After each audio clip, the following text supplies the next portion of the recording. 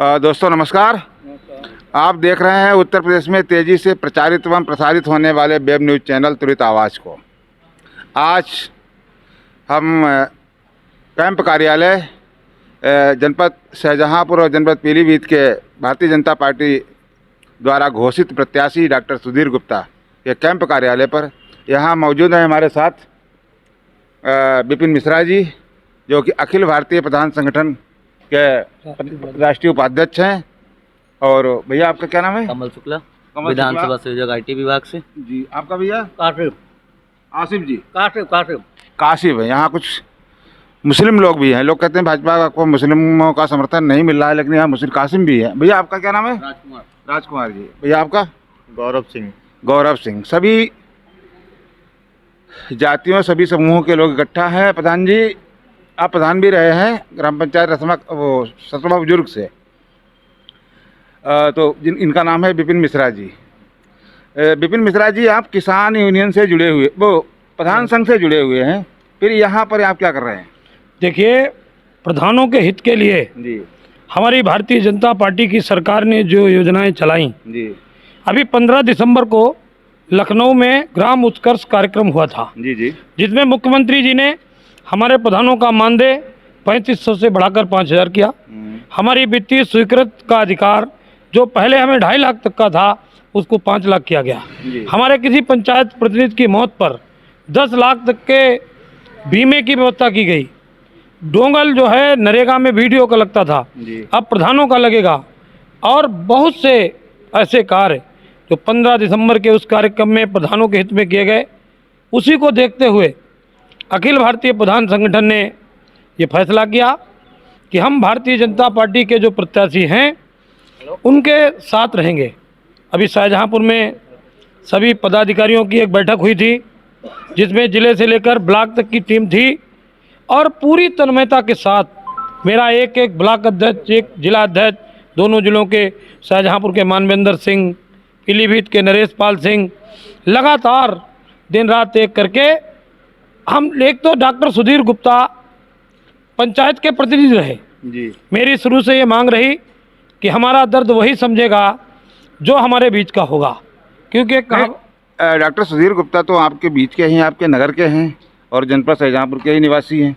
अभी तक काफ़ी प्रत्याशी ऐसे रहे जो अन्य जनपदों से रहे, तो और ये तो आपके पास के आपके परिवार से ही है। देखिए, परिवार के हैं। और दूसरी जो सबसे बड़ी बात यह है, पीलीभीत विधान परिषद क्षेत्र के इतिहास की पहली घटना है जिसमें जो प्रत्याशी चुनाव लड़ रहे हैं भारतीय जनता पार्टी से, वो खुद में पंचायत प्रतिनिधि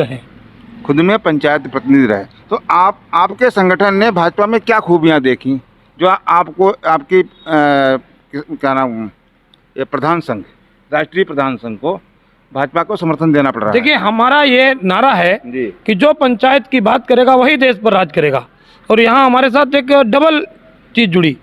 एक तो भारतीय जनता पार्टी ने भी पंचायत हित की बात की, और हमारा जो प्रत्याशी है वो लगातार इस चुनाव के लड़ने से पहले भी पंचायतों के हितों के लिए जब जब हम उनके पास आए, उन्होंने हमारे पंचायत प्रतिनिधियों का सहयोग किया है। अच्छा, आप जीत के प्रति कितना आश्वस्त हैं? 101%। और मैंने तो अपने राजनीतिक जीवन की ऐसा चुनाव नहीं देखा जिसमें एक भी प्रधान ऐसा नहीं अब तक मिला है जिसने ये कहा होगा कि हम भाजपा प्रत्याशी को वोट नहीं देंगे। अच्छा, अभी तक आपने कहाँ जनसंपर्क किया? अभी हम सभी ब्लॉकों पर जा चुके हैं और निरंतर, क्योंकि हम ग्रुप के माध्यम से सभी 2200 ब्लॉकों के प्रधानों से जुड़े हैं, निरंतर ग्रुप पर चर्चा करते रहते हैं और रोज़ कम से कम 100 प्रधानों के फ़ोन आते हैं। ऐसा हो रहा है कि खुद प्रधान हमें फ़ोन करते हैं कि भाई साहब, हमारा वोट भाजपा को दिलवा दीजिए। या ऐसा कभी नहीं देखा गया। ऐसा नहीं कहीं गुटबाजी हो रही हो? कोई गुटबाजी नहीं। संगठन में इसलिए गुटबाजी नहीं होती है कि हम लोग निरंतर प्रधानों के हकों की लड़ाई लड़ते हैं, तो हमें तो एक मजबूत स्तंभ मिल रहा है अपने साथ लड़ाई लड़ने के लिए। इसलिए मेरे सभी प्रधान साथी डॉक्टर सुधीर गुप्ता के साथ तन मन धन से, बिना स्वार्थ के, किसी को चाय की भी दरकार नहीं है। और हम सारे प्रधान साथी जो 1800 से अधिक संख्या में हैं, माननीय सुधीर गुप्ता जी के साथ उनके पक्ष में एक का निशान बनाकर उनको विजयी बनाने का काम करेंगे। कोई गुटबाजी नहीं। आपका फ़ोन बज रहा है, बात कर लीजिए, फिर हम बात करते हैं। फोन विपिन मिश्रा जी का नेटवर्क काफ़ी व्यापक है और काफ़ी क्षेत्रफल काफ़ी बड़ा है। अभी फ़ोन बज रहा था, किसी प्रधान का ही आया था, तभी बात हमारी अधूरी रह गई थी। हम पुनः बात करते हैं। मिश्रा जी, अच्छा क्या लग रहा है आपको इस चुनाव से? देखिए, हम तो 826 ब्लॉकों का हमने दौरा किया है जी, पूरे प्रदेश में जो समीकरण बनकर आ रहे हैं। जी। मेरे संरक्षक भी चुनाव लड़ रहे हैं बनारस से, जी, ब्रजेश सिंह जी, और किस पार्टी से लड़ रहे हैं? निर्दलीय लड़ रहे हैं। अच्छा, फिर ये निर्दलीय क्यों हो गए? नहीं, वो जब का समर्थन, आपने भाजपा को समर्थन दिया, फिर उन्हें निर्दलीय उतरने की आवश्यकता थी? नहीं, वो तो भाजपा समर्थित ही है, उनके भतीजे भाजपा के विधायक हैं। अच्छा, उनके विरोध में भाजपा ने प्रत्याशी उतारा नहीं है? उतारा है। नहीं उतारा? ना ना नहीं उतारा है? ना। अच्छा जी। और यहाँ इनके प्रतिपक्ष में कौन है?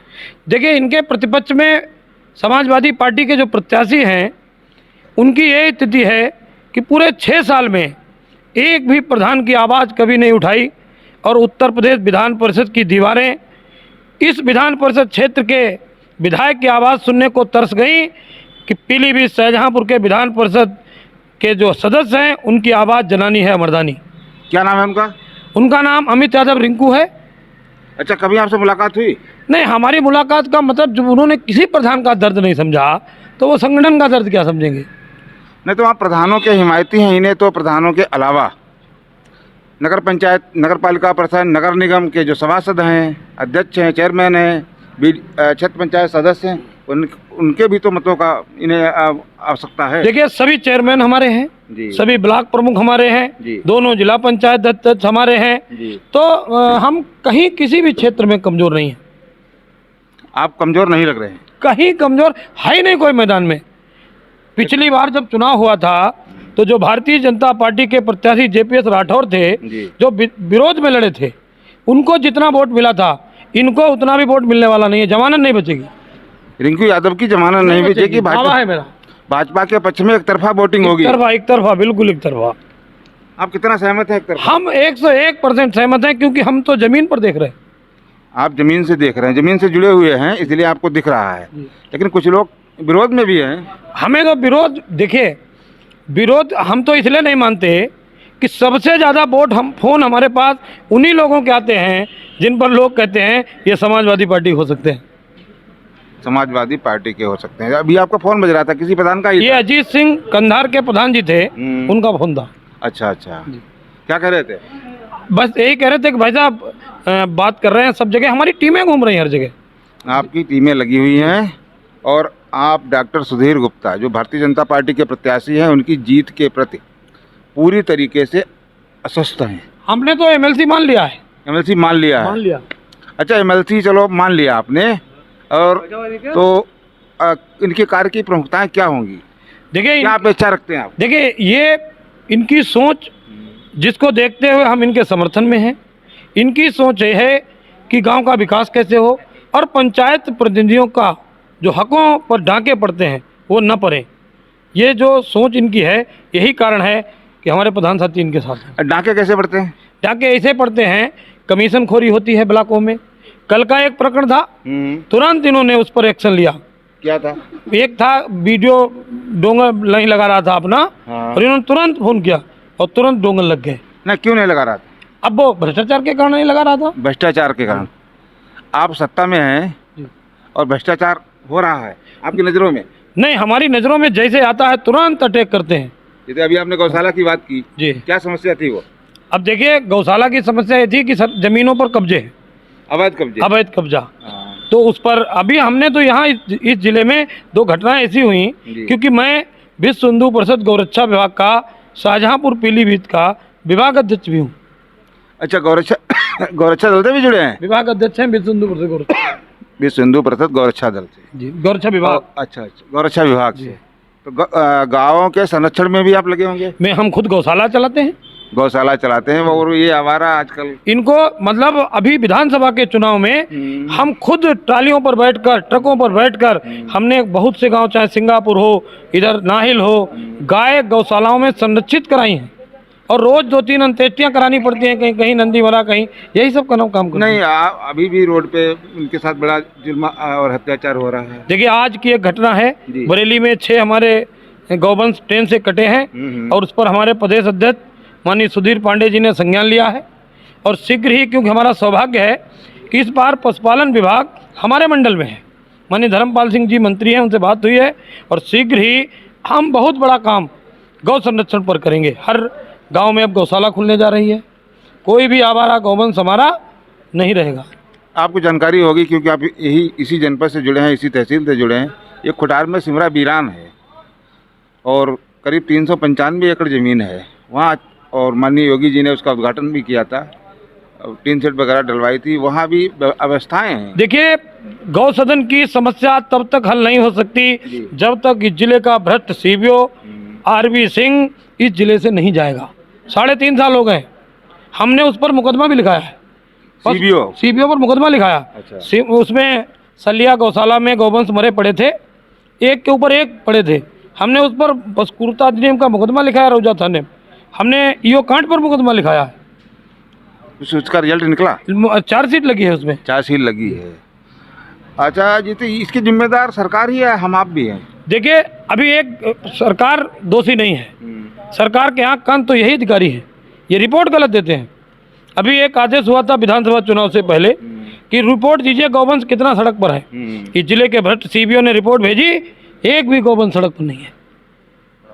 अच्छा, मुख्य पशु चिकित्सा अधिकारी ने रिपोर्ट भेजी कि एक भी गौवंश सड़क पर नहीं है। तो सरकार क्या करे? ये तो आपकी बात सहमत है, लेकिन ये बहुत गलत हो रहा है। आप देखिए, एक बार सरकार के ही वो अधीन है। सरकार एक बार आदेश आया कि पराली इकट्ठा की जाए गौशालों में। इसने लेटर तब भेजा अस्पतालों को जब पराली सब जल चुकी थी या खत्म हो चुकी थी। तो उन्हें यहाँ से सस्पेंड कराने या स्थानांतरित कराने का प्रयास आप क्यों नहीं करते? हम लोग गए और हमने प्रमुख सचिव पशु चिकित्सा से इनके खिलाफ शिकायत की है। चुनाव आ गया और अभी हो सकता जरूरत अगर पड़ी तो ये भ्रष्ट सीबीओ के खिलाफ हम लोग धरने पर भी बैठेंगे। नहीं, सत्ता में होते हुए क्यों धरने की आवश्यकता क्या है? अब देखिए, हकों के लिए बैठना कोई बुराई नहीं है, बगावत थोड़ी है ये। नहीं, बगावत नहीं है, लेकिन आप अपनी बात योगी उत्तर नहीं प्रदेश पहुंच पाती, कभी कभी आवाज़ नहीं पहुंच पा रही। आवाज़ नहीं पहुंच पा रही। बहुत बहुत धन्यवाद विपिन मिश्रा जी, फिर मुलाकात होगी कभी।